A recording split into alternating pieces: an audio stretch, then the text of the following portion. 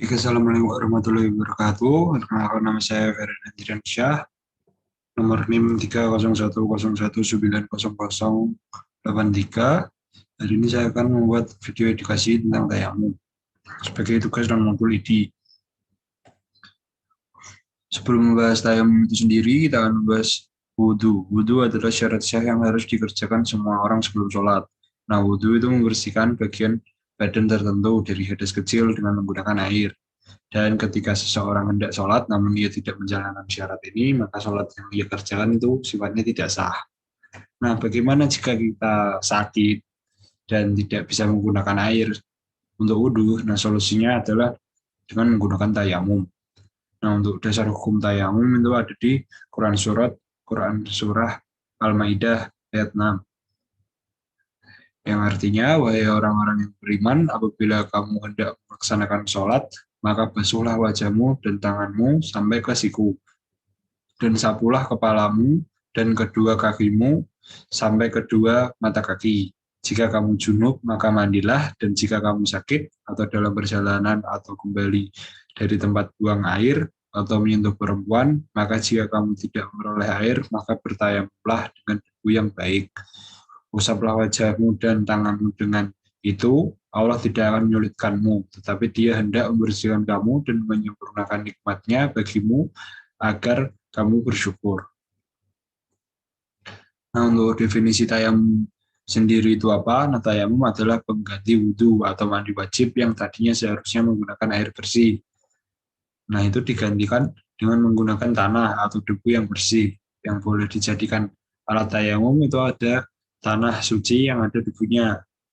Nah, tayamum itu dilarang menggunakan tanah yang berlumpur, bernajis, ataupun bermikah. Sedangkan pasir halus, pecahan batu halus boleh dijadikan alat untuk melakukan tayamum. Nah, mengapa kita melakukan tayamum? Ada sebabnya.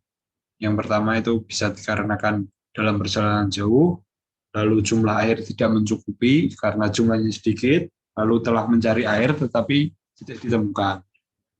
Lalu air yang ada, suhu atau kondisinya itu mengundang kemudaratan. Lalu air yang ada itu hanya air yang digunakan untuk minum.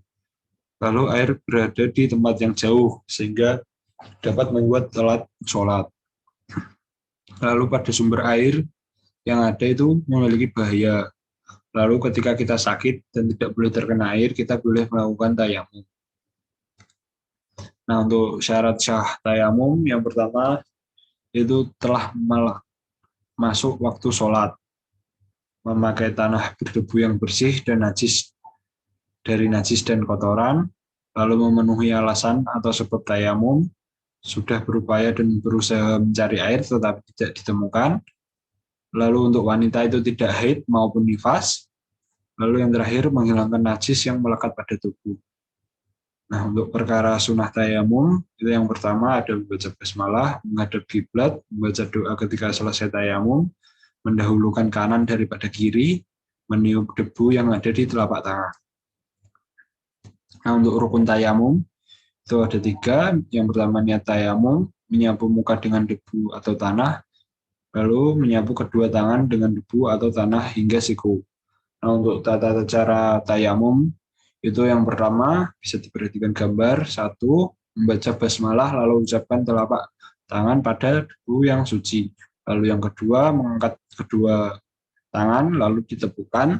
Lalu yang ketiga itu meniup telapak tangan dengan pelan. Lalu gambar yang keempat, mengusapkan ke muka.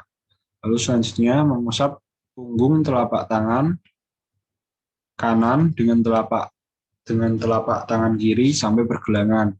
Lalu yang terakhir mengusap punggung telapak tangan kiri dengan menggunakan telapak tangan kanan sampai pergelangan. Nah, apa saja hal yang membatalkan tayamum? Yang pertama itu hal yang membatalkan tayamum adalah segala sesuatu yang membatalkan wudhu, termasuk membatalkan tayamum. Jadi halnya itu sama seperti wudhu, apa yang membatalkan wudhu juga membatalkan tayamum. Lalu ketika kita akan sholat, kita menemukan air, maka tayamum itu batal karena kita menemukan air. Nah, untuk hikmahnya toharoh, yaitu menjaga kebersihan badan, pakaian, dan tempat serta lingkungan sekitar. Di samping bernilai ibadah kepada Allah Subhanahu wa taala yang Maha Suci, juga bermanfaat bagi diri sendiri serta masyarakat di sekitar kita. Baik, terima kasih. Untuk video edukasi sudah selesai. Wassalamualaikum warahmatullahi wabarakatuh.